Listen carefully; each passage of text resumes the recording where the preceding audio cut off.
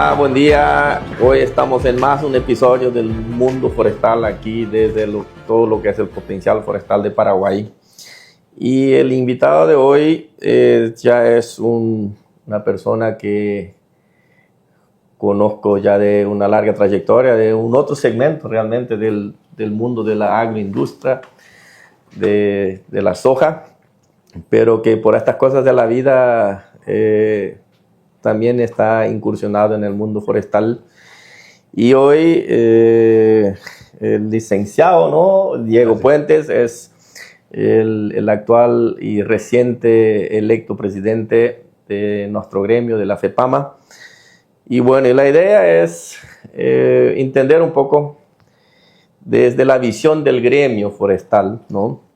Como todos ya los que nos acompañan y que suelen admirar los episodios, siempre la perspectiva de hablar del sector de diferentes segmentos, de cómo vamos, hacia dónde vamos, cuáles son las dificultades, qué son lo bueno y lo malo de nuestro sector forestal, en un momento donde realmente Paraguay está con los ojos puestos sobre todo lo que es el negocio forestal y todo lo que promete y las perspectivas que hay.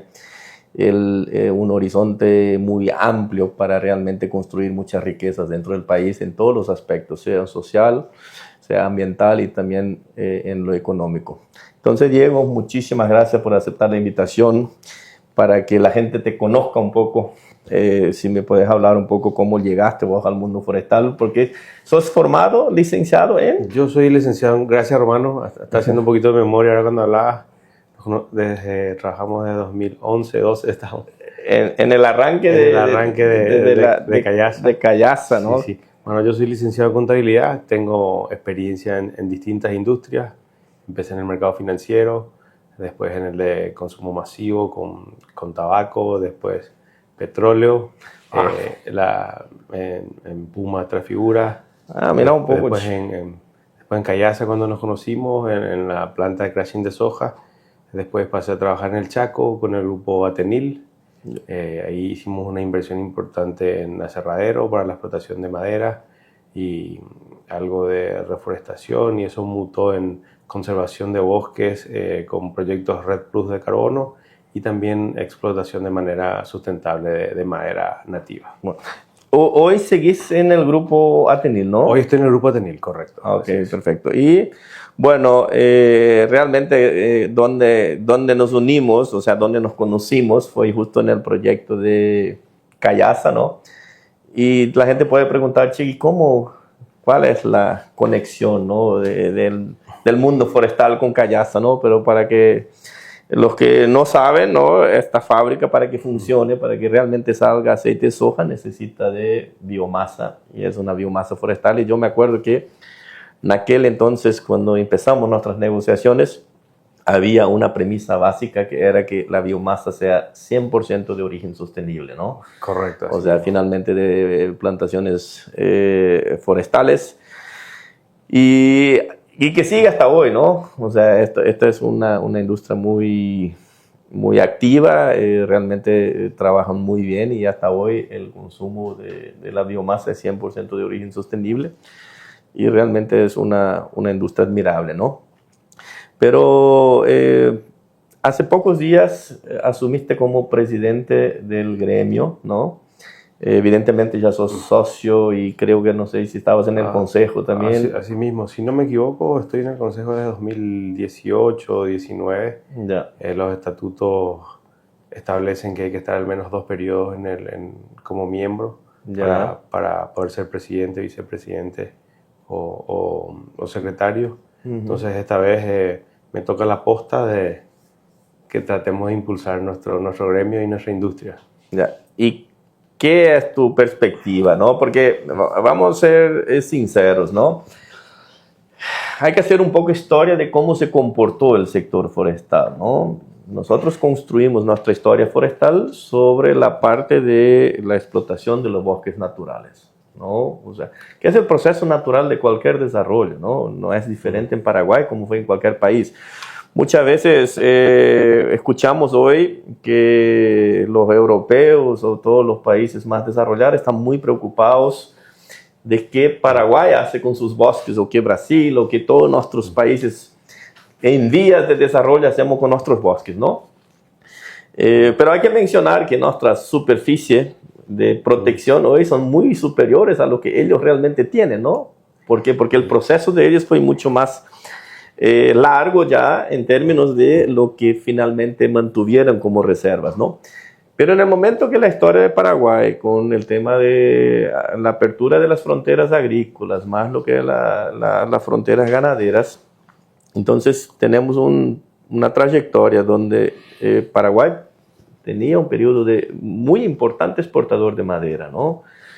Era muchas veces la forma con que la gente se apoyaba el flujo de caja para limpiar el campo, para desarrollar otras actividades. Y a mí me parece correctísimo, ¿no?, que tengamos los mejores suelos destinados a la agricultura, ¿no?, la ganadería. En una otra charla que tuvimos, justo estábamos hablando de la unión de la agricultura con la ganadería y con la reforestación, ¿no?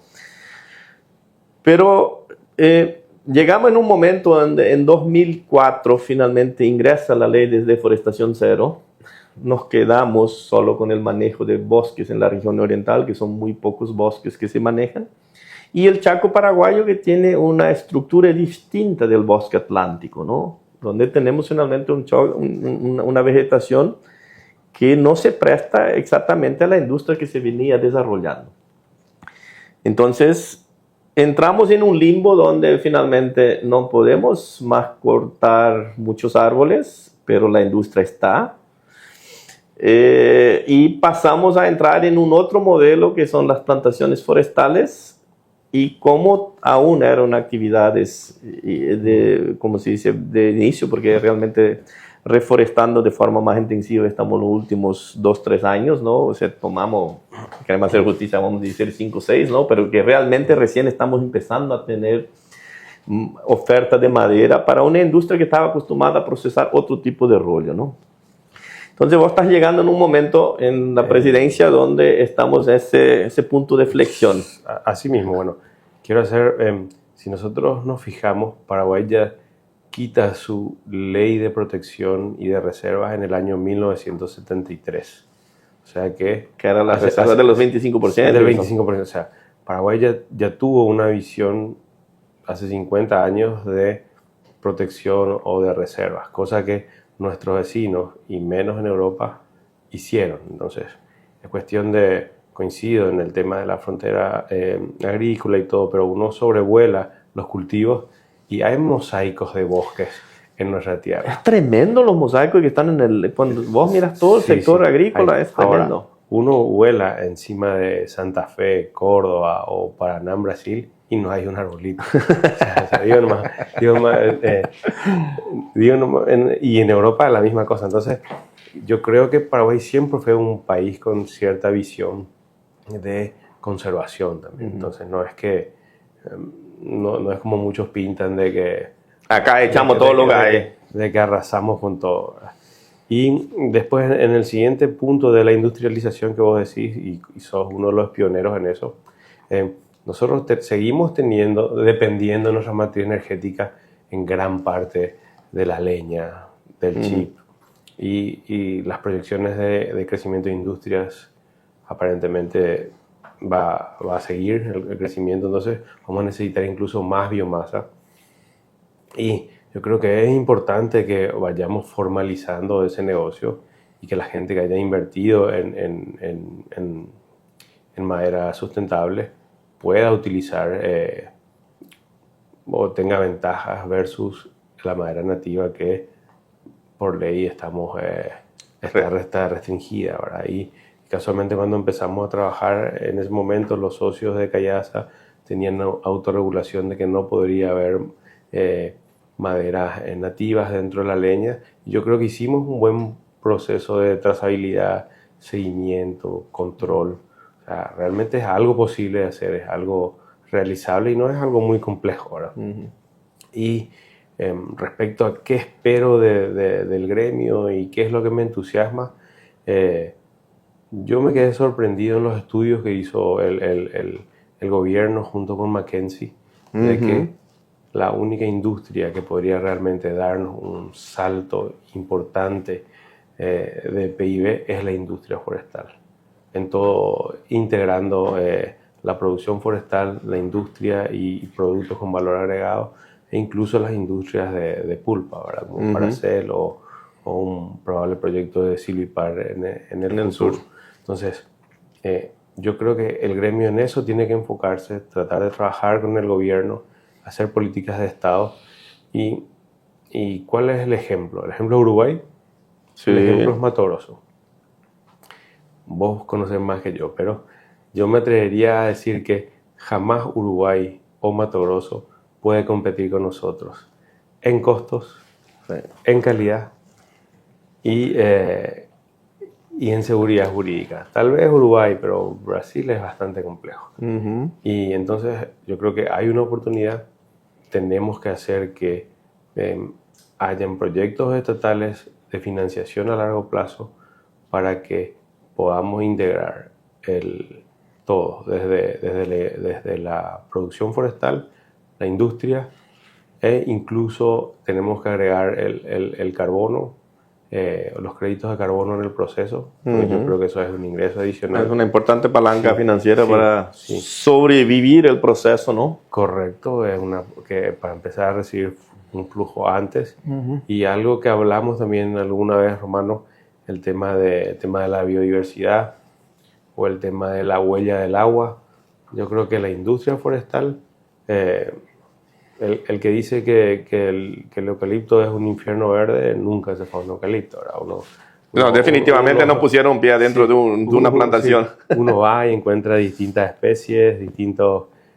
no soy un biólogo, no entiendo, pero de que hay vida, hay mucha vida en los bosques. Entonces, creo que tenemos que en conjunto con el Infona, con el MADES, con el Ministerio de Industria, generar una política de Estado a largo plazo en la que nosotros superemos a Uruguay y Mato Grosso es gigante, no sé si vamos, pero tenemos espacio suficiente para crecer mucho en esta industria.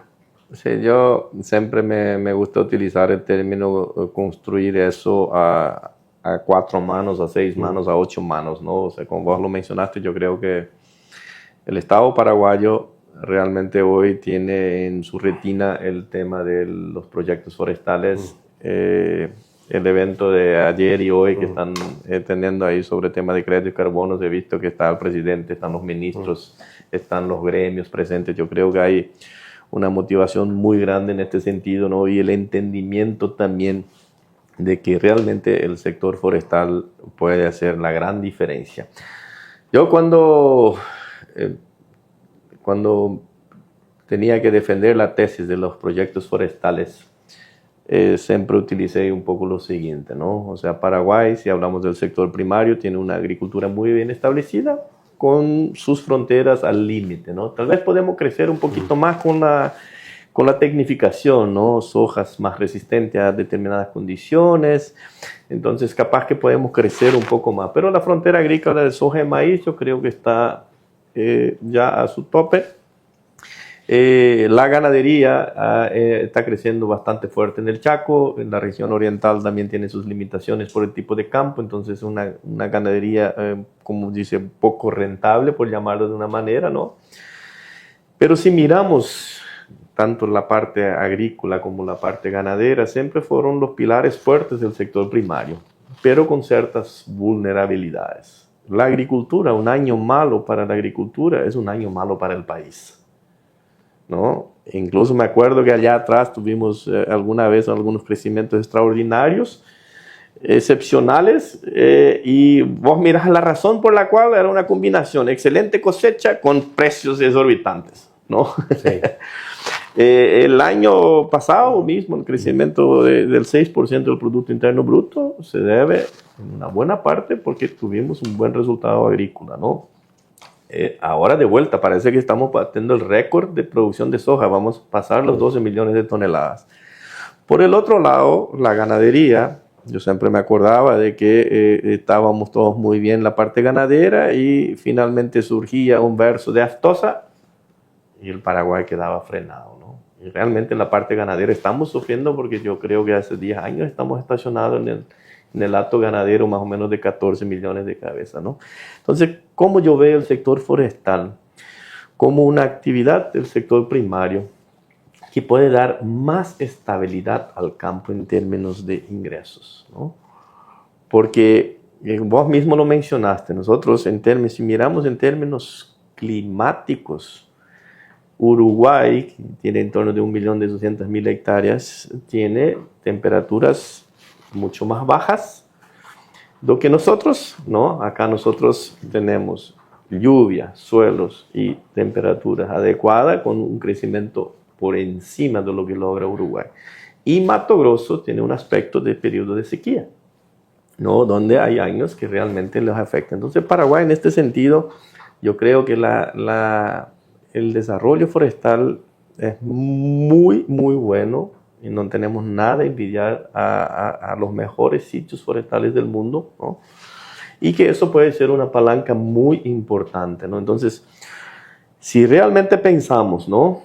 Y esto es un paralelismo muy rápido que siempre he escuchado de Uruguay, que allá 1.200.000 hectáreas hacen lo mismo en términos de retorno para el Estado como 14 millones de hectáreas de ganadería. Entonces yo creo que esta palanca forestal para el país como todo, para su macroeconomía, es extremadamente importante, ¿no? Entonces la pregunta viene un poco más allá de lo que se está haciendo. Según tu visión, ¿qué más faltaría? O sea, ¿qué más necesitamos? Bueno, yo coincido contigo el tema de que la industria forestal va a dar más estabilidad, y no solamente una estabilidad a corto plazo, sino una estabilidad a largo plazo. Uh-huh. Yo creo que también tenemos un tema de mentalidad, porque nosotros plantamos el árbol y lo que queremos es cosechar al séptimo, al octavo, al décimo y hacer caja y empezar el siguiente ciclo. Unas visitas con unos europeos que a ellos les crecen 60, 70 años, yo les pregunté, ¿qué piensan ustedes? Porque vas a plantar hoy y vas a cosechar en 60 años. Vos no vas a cosechar, sí, más. Vos no vas a cosechar, así mismo. Entonces, el razonamiento de esta persona fue bastante interesante, donde dice, para nosotros el árbol es un activo financiero. No, yo no planto para cosechar dentro de 60 años. Yo planto y tengo eso como un activo. Si no soy yo o mi siguiente generación, yo vendo ese activo líquido a otros. Eso se comercializa en el mercado como un activo líquido. Entonces, sin una industria es muy difícil porque no es tan, vos sabés bien que no es tan sencillo salir a vender. Pero si tuviésemos una importante masa crítica donde podrían haber industrias, realmente tener árboles va a ser un activo líquido. Como hoy es el tema de no tengo plata pero tengo vacas, ¿verdad? Uh-huh. Te vas, le entregas al frigorífico y cobras. Entonces, para hacer una analogía, no es la misma cosa, pero son cosas parecidas. Si existe demanda por los árboles, el árbol va a ser un activo líquido. No va a ser una cosecha, un ciclo de cosecha. Sí, no necesariamente tenés que pensar, yo tengo que plantar, cuidar y cosechar el árbol. Yo voy a construir un activo que, bueno, los fondos de inversión hacen eso, ¿no? Los fondos de jubilación es construir un activo que mañana salen, pero entonces con eso quiere decir lo que falta fortalecer la industria. Sí, falta fortalecer la industria, tenemos que tener industria. Yeah. Bueno, hay un número que siempre lo he mencionado. Si nosotros miramos las dos segmentaciones que vienen desde el bosque, por un lado la biomasa, ¿no?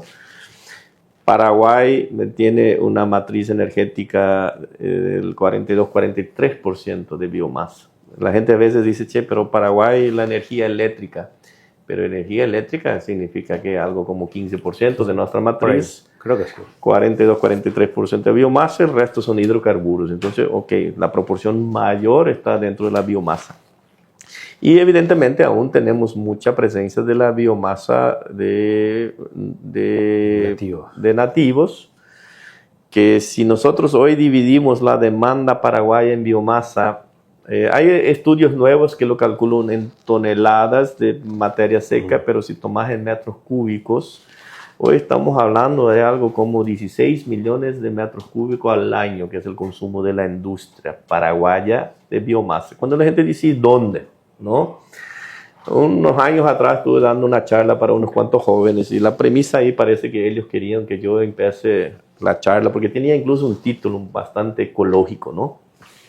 Yo creo que eran como 300 jóvenes y yo creo que la perspectiva era de que ellos que yo entre con una patada voladora contra el sojero, ganadero, lo que sea, ¿no? Entonces fue bien interesante eso porque yo dije, bueno, déjame ver un poco hacia dónde va esto, ¿no?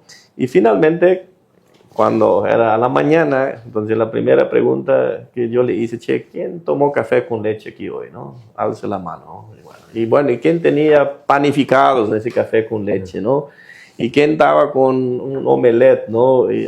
O un huevo frito que hizo ahí en el aceite de soja o de girasol, lo que sea, ¿no? O de maíz, ¿no? Y yo dije, ¿quién durmió en una cama? Y quién sabe, en una cama box o una cama tradicional, ¿no? Y justo estaba, mi tarima era de madera. Y digo, yo, ¿dónde estoy parado yo y dónde están sentados ustedes? La silla de madera. Entonces yo le dije, mira, chicos, ustedes son los responsables por la deforestación.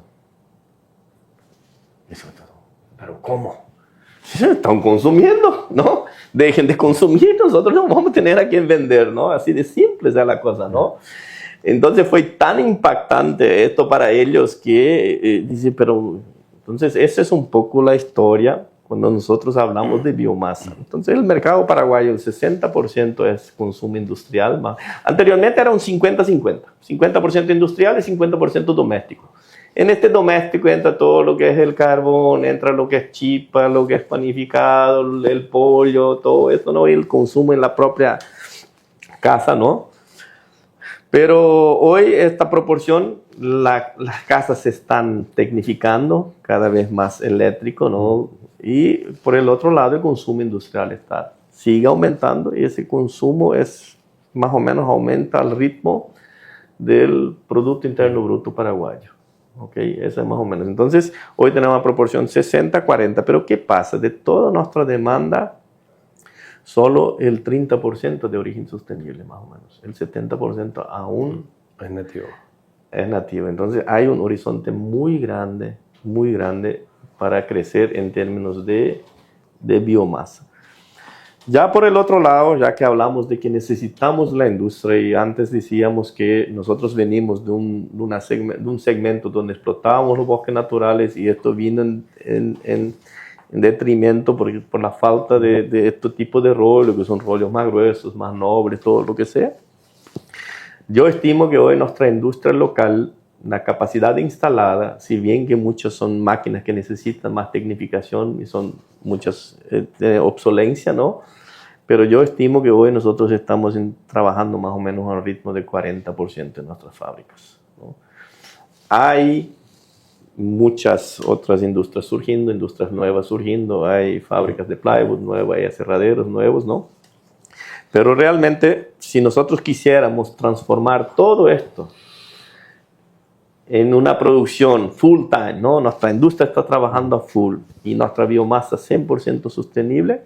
Acá en biomasa hay 400.000 hectáreas y en la industria hay 200.000 hectáreas. O sea, necesitamos 600.000 hectáreas de reforestación. Eso es lo que necesitamos. Sin contar el negocio de la industria de celulosa. Entonces hoy, si miramos lo que son las últimas informaciones, 350.000 hectáreas. 350.000, okay.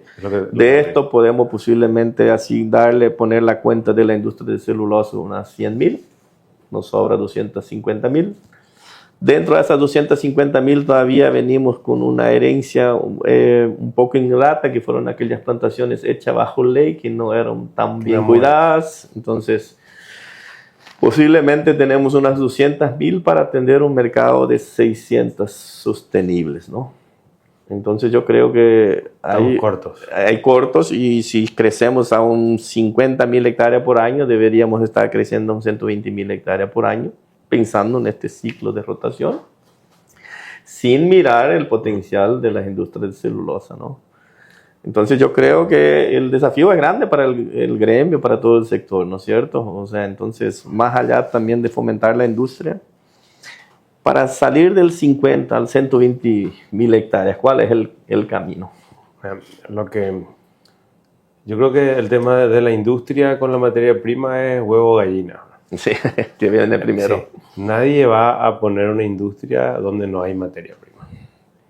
Entonces, yo que diría que debiéramos tener una política de Estado sólida a largo plazo que incentive claramente a la gente que tiene posibilidades de plantar árboles a que los plante, ¿verdad? Entonces, recuerdo que intentamos hacer un proyecto una vez, habrá sido 2012, 2013, juntos, sí. Y recorrimos los bancos y ningún banco tenía un producto financiero que se ajuste a la realidad económica del ciclo forestal, del negocio, al ciclo forestal.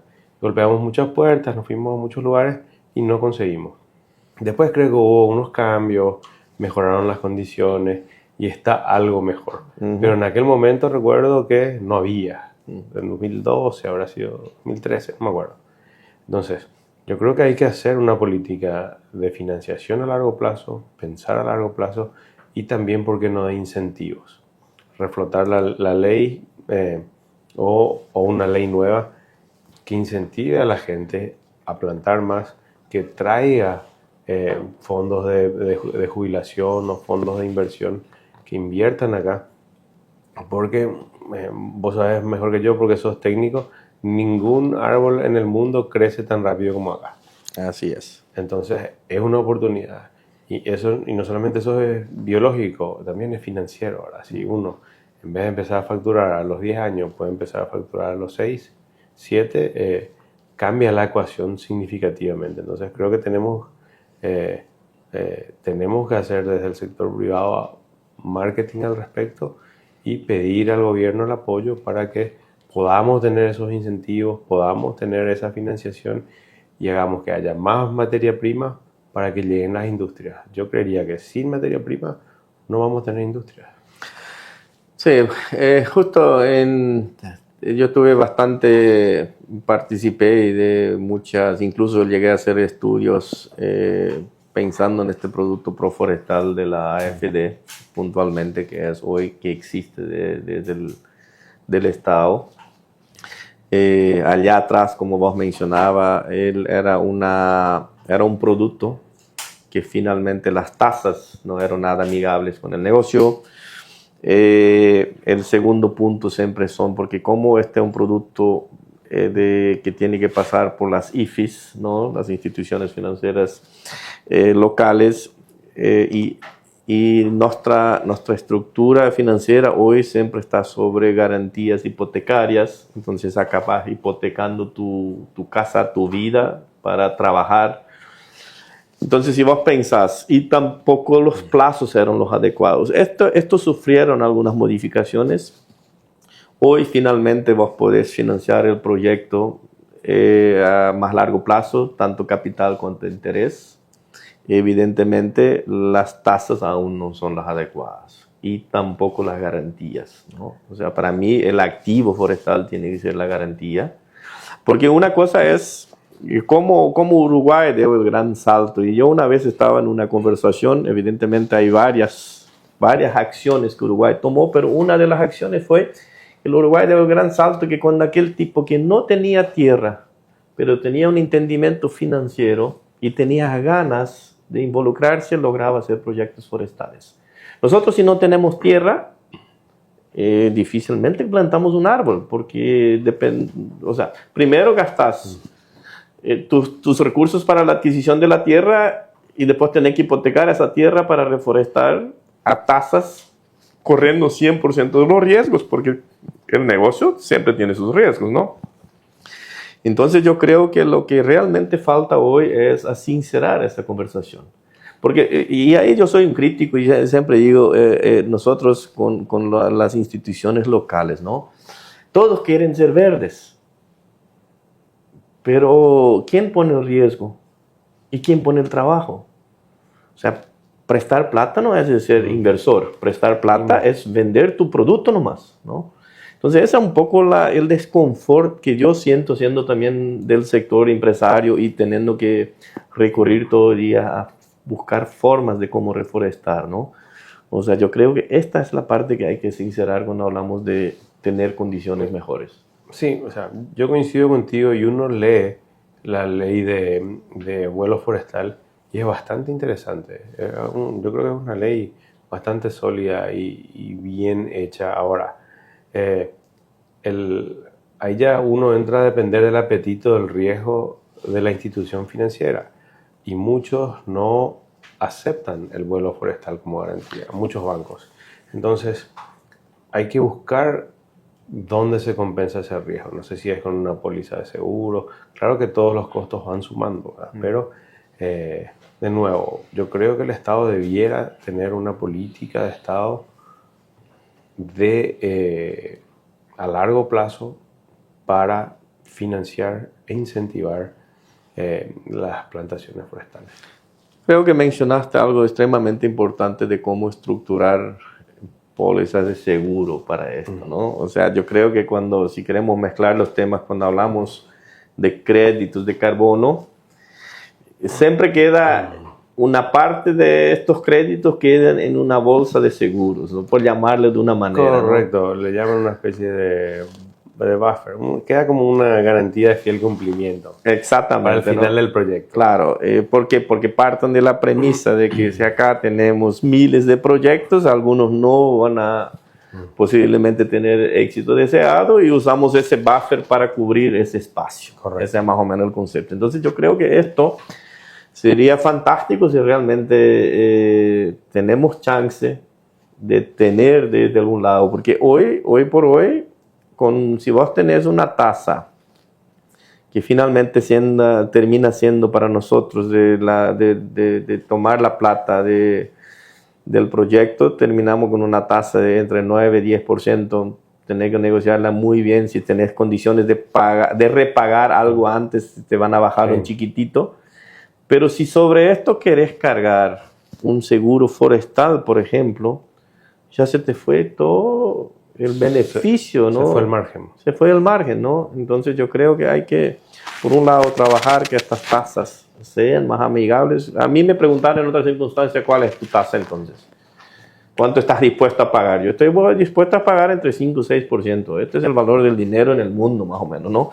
O sea, el bono americano paga el 5%, ¿no? Desde el momento en que el ciclo es largo, hay muchos costos escondidos en medio. Entonces, es muy difícil porque te dicen, no, te doy 8 años de gracia, pero el interés al año siguiente hay que estar pagando, ¿verdad? Entonces, ese interés, si uno considera que todavía el ciclo del negocio no da, ese interés realmente es más alto en forma efectiva, no es el que ellos te dan. Por eso es que hay que sentarse bien y diseñar algo bien, en el que todos nos sentamos cómodos y si nos sentimos cómodos, tratar de que crezca, ¿verdad? Bueno, considerando que el momento realmente es muy oportuno, por un lado, por todo lo que viene sucediendo en términos a nivel mundial, por llamarlo de una manera, si bien que todas las cuestiones cuando mencionamos de crédito carbono tienen una cierta oscilaciones porque pasa un poco por el estado de ánimo político de países que tienen una mano más fuerte dentro de estas organizaciones, o sea, es una cierta palanca. Pero lo cierto y concreto, el deber de cuidar el ambiente está instalado, ¿no? Eso está instalado, ¿ok? Entonces, yo creo que en este sentido, el mundo está mirando la actividad forestal de una otra manera, ¿no? O sea, lo está mirando como parte de la solución y no parte del problema. Por el otro lado, si miramos localmente, el gobierno paraguayo y como vos mencionaste, el estudio de McKinsey que dice que finalmente el camino de las plantaciones forestales, de la industria forestal, es lo que realmente puede generar el impacto más fuerte. Entonces yo creo que están todos dados.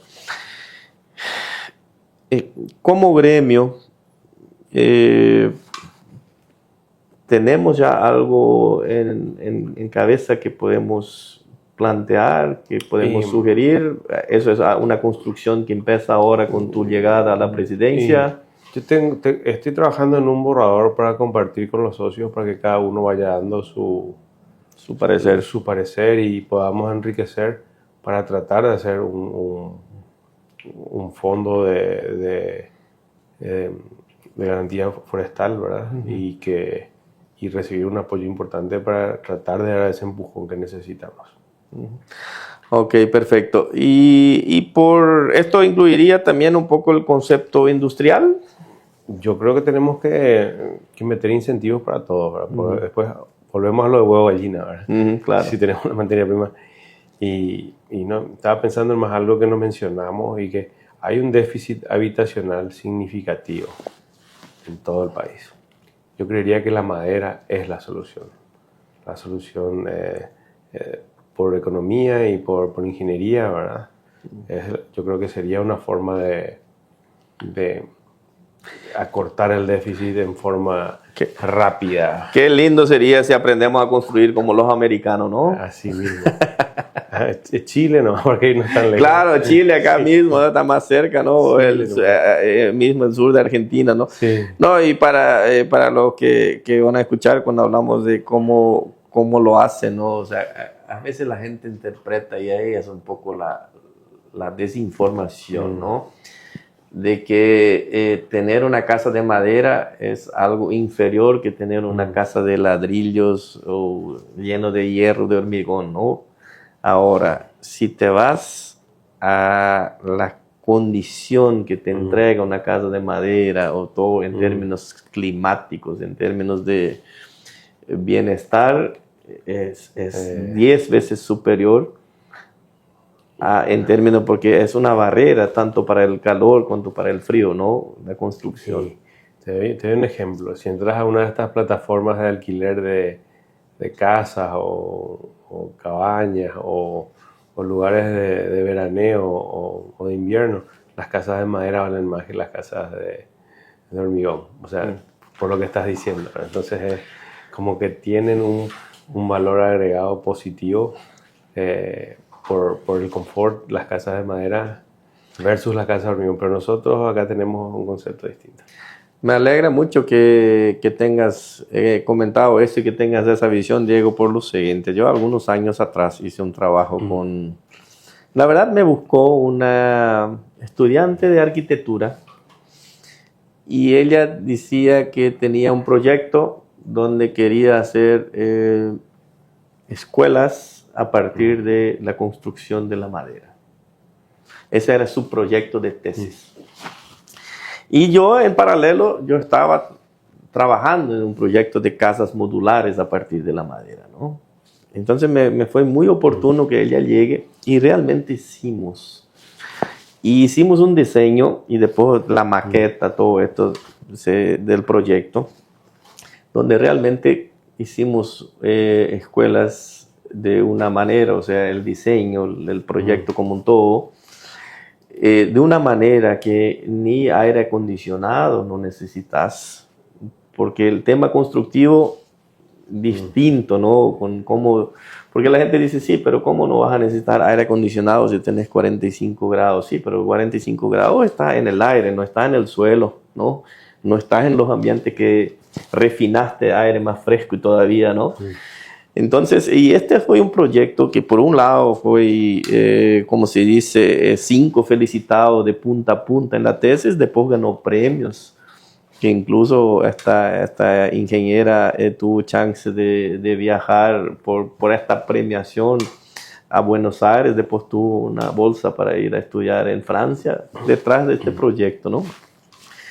Lastimosamente lo que vemos hoy son escuelas construidas que antes de inaugurar ya se están cayendo los pedazos, ¿no? Porque es un sistema de construcción muy precario y muy malo. es un proceso licitatorio donde los tipos ponen lo más barato y lo más sencillo, cuando debería ser al contrario, ¿no? Debería ser lo mejor, porque al final ahí empieza la base del país, la buena educación, la buena formación de la gente, ¿no? Pero me alegra que haya esa visión y ojalá que realmente logramos desde la agremiación. Yo creo que también, y esa es una visión mía, ¿no? Tal vez no sea, pero yo creo que es importante buscar una proximidad mayor con los otros gremios, ¿no? Con la Unión Industrial Paraguaya, con los propios gremios productivos, porque al final, entre todos, pues cuando vos hablas de construcción, de los gremios de construcción, hay que inculcarle un poco este concepto, ¿no? Porque hoy por hoy realmente vos ves a la vuelta, no ves más nada de madera en ninguna de las construcciones, ¿no? Sí, muy poco. Es muy difícil, en cuando en otros países prácticamente no ves hormigón, ¿no? Así mismo. Pero, Diego, yo no quería dejar de aprovechar también tu expertise, porque como vos mencionaste, estás hoy en un proyecto, o sea, en una empresa que su principal activo son tierras en el Chaco con bosques arriba, ¿no? ¿Nos podías explicar un poco cuál es la perspectiva en términos de conservación, en términos de crédito, en términos de aprovechamiento de este bosque y si también hay espacio forestal para reforestación? Bueno, entonces, básicamente en las tierras que administramos en el Chaco estamos con un proyecto de REDMAS, que es reducción de emisiones por deforestación y degradación de bosques. Entonces, básicamente, protegemos un bosque que tiene un permiso para cambio de uso. Entonces, se valoriza, o sea, es un stock de la cantidad de carbono que se hubiese convertido en gas de efecto invernadero por el cambio de uso de ese suelo. Eso tiene un valor en toneladas, se certifica y eso tiene un valor en dólares. O sea, solo para traducirlo en palabras sencillas. Este era un bosque que estaba condenado para cambiar de uso, posiblemente echar y hacer ganadería. Ganadería o agricultura. O lo que ustedes dicen ahora, no, nosotros no vamos a hacer eso, vamos a mantenerlo, pero esto sí tiene que ser remunerado de alguna manera. Correcto. Esta semana tuve una visita de un inversor externo y justo ¿por qué yo tengo que cuidar el arbolito para que vos respires? Esa era mi pregunta, ¿no? O sea, si vos no me vas a pagar nada, ¿no? Exacto, que se te muera, ¿no? O sea. La lógica es esa. Más o menos la lógica es esa. Entonces, dentro de este estándar, y utilizamos un estándar de BRA, ahora dentro de este estándar permite el aprovechamiento del bosque. ¿Puedes hacer un manejo sostenible? Se puede hacer un manejo sostenible, evidentemente con una trazabilidad, transparencia, integridad, con las verificaciones correspondientes, sí se puede hacer. Se pueden hacer también actividades agropecuarias, pero de nuevo, con la misma lógica hay que manejarlo, trazarlo y ser transparente. Incluso dentro de algunos de los estándares se puede hacer agricultura para de soil carbon, ¿verdad? Para meter carbón en el suelo y entonces hay todas esas alternativas. No es que es algo radicalizado que no puedo tocar ni un arbolito y esto se tiene y tenés otra vez el tema de la biodiversidad y el tema de la huella del agua, o sea, conservar lo que está en el agua. Ya. Yo creo que eso vale una aclaratoria cuando hablamos del aprovechamiento del bosque en un manejo sostenible. A veces la gente no entiende que este árbol tiene un ciclo de vida. Se va a morir este árbol, ¿no? En algún momento se muere el árbol también. Eso no es eterno. Y en el momento que se muere, se cae, se pudre, libera carbono. Correcto. Si yo voy a aprovechar este árbol, ¿no? Porque para que la gente entienda, ese es el proceso, ¿no? Pudrirse es liberar carbono, sí. ¿Okay? Si yo cosecho ese árbol antes que se muera y lo transformo en algo, está aquí es puro carbono. Estamos en una mesa este es MDF, ¿no? Pero es a partir de la madera es puro carbono. Entonces a mí me parece bastante interesante que sea permitido porque realmente de esto se trata, ¿no? Porque los proyectos de carbono se trata de tratar de capturar el máximo posible de carbono. Así mismo, y dentro de tu misma lógica, un árbol adulto captura mucho menos carbono que ya paró de crecer. Un árbol nuevo, porque ya paró de crecer. Entonces, si uno aprovecha ese árbol que paró de crecer y planta 2 o 3 similares, pero... no, y das espacio a los que están a la vuelta, que son pequeños, que están en la sombra, que están peleando, que se vayan adelante y se tornen un árbol maduro, adulto. Y es un enriquecimiento del bosque, ¿no? Entonces, el concepto de que esto es algo totalmente... Y al final también termina siendo un tema económico, ¿verdad? O sea, no vas a... Lo que mencionaste antes, ¿verdad? No vas a conservar todos los arbolitos si no tenés un beneficio económico de eso. O sea, no tiene sentido alguno. Si no, debieras hacer agricultura o ganadería. Entonces, es como las premisas de ESG, ¿no? O sea, de lo social, de lo ambiental y de lo económico. La gente muchas veces cree que, y eso es una eterna discusión, de cuál es el que tiene más peso, ¿no? Bueno, tienen que estar estructurados de una forma igualitaria, pero si no conseguís rentabilizar una actividad, no se mantiene en pie. Así mismo. Ahí podemos hablar de todo lo lindo, los sueños que hay, pero si deja tu campo ahí y no hagas nada, a ver un poco, mañana no vas a tener ni para pagar tus tributos. Si el número no da, el número no funciona. Así mismo. Bueno, y hablando aún en el tema del Chaco, ¿no? Ahora ya tenemos, por ejemplo, en el Chaco una fábrica de aceite, ya tenemos frigorífico, ya tenemos una agroindustria que va a demandar de vuelta biomasa.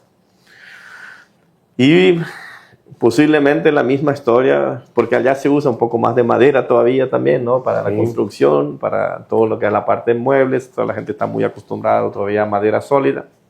¿Cómo vos ves? Deberíamos ya preocuparnos de una forma más intensa en qué plantar en el Chaco en términos de... Primero, algo conceptual. Yo no veo ningún sentido a deforestación cero en el Chaco. Claro, eso es categórico. Tenemos que desarrollar el Chaco. Ahora, tenemos que desarrollar de la manera más eficiente. Yo creo que con la tecnología que hay hoy día, y justo me estaba mencionando que el tema silvopastoril, o sea, es una opción importante. Hay que ver qué especies crecen más rápido, qué especies. Entonces, ir en todos estos bosques que fueron convertidos en pastura, podemos ir agregando algo de silvicultura para ir viendo también qué funciona. Nosotros estamos haciendo algunos experimentos en el Chaco. Algunas especies se comportan muy bien, otras no tanto. A algunas les gusta la sal, otras no tanto. Son suelos pesados, son suelos complicados. Pesados, hay que reconocer, no hay otra, ¿no? Y en algunas partes el suelo es muy fértil, pero es pesado, como vos decís. Entonces hay que ir viendo qué se puede hacer, pero yo veo al Chaco con mucho potencial forestal. Todas estas pasturas tienen capacidad para ir agregando algo para hacer silvopastoril. Sí, ahí las colonias están llevando adelante algunas cosas, algunas pruebas, ya algunos ensayos mismo con eucaliptos, pero visto también algo con algarrobo que están haciendo, visto también algo en Bolivia. Yo creo que dentro de estas políticas yo creo que es el momento de plantear eso también, ¿no? Porque primero, pensando en abastecer el Chaco de la región oriental, es la logística otra vez que nos juega en contra, ¿no? Entonces, Y además, yo creo que la ganadería está sufriendo un cambio radical en nuestro país el cambio de esta ganadería tradicional donde estaba la vaca en la pastura. Tenemos ya el tema, las rotaciones, los alambrados eléctricos, los collares que controlan al ganado. Yo creo que esa eficiencia que va a tener la ganadería en un par de años va a hacer que tengan espacios para también invertir en opciones forestales. Sí, En simultáneo, ¿verdad? No, una cosa no va a competir con la otra.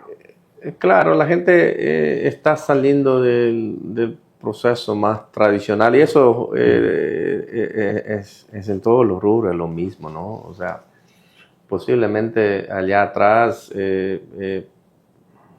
pensar en ganadería era solo pensar en una forma extensiva, en grandes extensiones de campo, con algunas vacas ahí caminando y a ver qué sale. Hoy yo creo que los espacios ya van siendo más confinados, vamos concentrando más animales y de cierta manera la tecnología ayuda para esto, ¿no? O sea, mañana vamos a estar monitoreando nuestras vacas con drones, ¿no? Así mismo. Acarreando, tocando, Así mismo. o mismo cubicando la vaca Sí. con LiDAR, ¿no? Y no más poniendo en la báscula, ¿no? O sea, queremos saber cuánto pesa la vaca, Sí. va a sobrevolar el LiDAR y va a decir, mira, esta vaca está pesando Así tanto, mismo. lo que sea, ¿no?